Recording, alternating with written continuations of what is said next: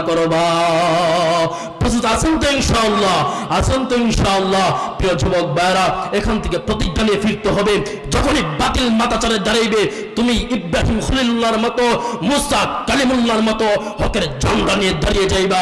যেমন ভাবে ইব্রাহিম খলিলুল্লাহকে আগুনের মধ্যে ফেলে দেওয়া হয়েছিল, রব্বে কাবা সেই আগুনকে পানি বানিয়ে, ঠান্ডা বানিয়ে, একদম আরামদায়ক আগুন বানিয়ে দিয়েছিল। মুসা কালিমুল্লাহকে নীল নদে ফালানোর জন্য ফেরাউন চেষ্টা করেছিল, কিন্তু রব্বে কাবা নীল নদের মধ্যে দিয়ে রাস্তা বানিয়ে মুসা কালিমুল্লাহকে বিজয়ের মালা পরিয়েছিল।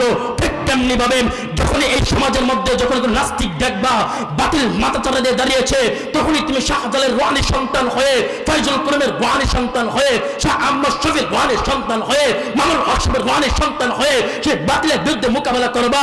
সে বাতিলের বিরুদ্ধে বাতিলের বিরুদ্ধে পাইতরা চালাবা। সে বাতিলের বিরুদ্ধে জীবনে বাজি রেখে শরীরের মধ্যে এক ফোঁটা রক্ত থাকা পর্যন্ত সে বাতিলের বিরুদ্ধে মোকাবেলা করেই যাইবা। আল্লাহ বিজয় তোমাকেই দান করবে। আল্লাহ বিজয় তোমাকেই দান করবে। নাসরুম মিনাল্লাহি ওয়া ফাতহুন করিব ওয়া বাশশিরিল মুমিনিন। আসসালামু আলাইকুম ওয়া রাহমাতুল্লাহি ওয়া বারাকাতুহু।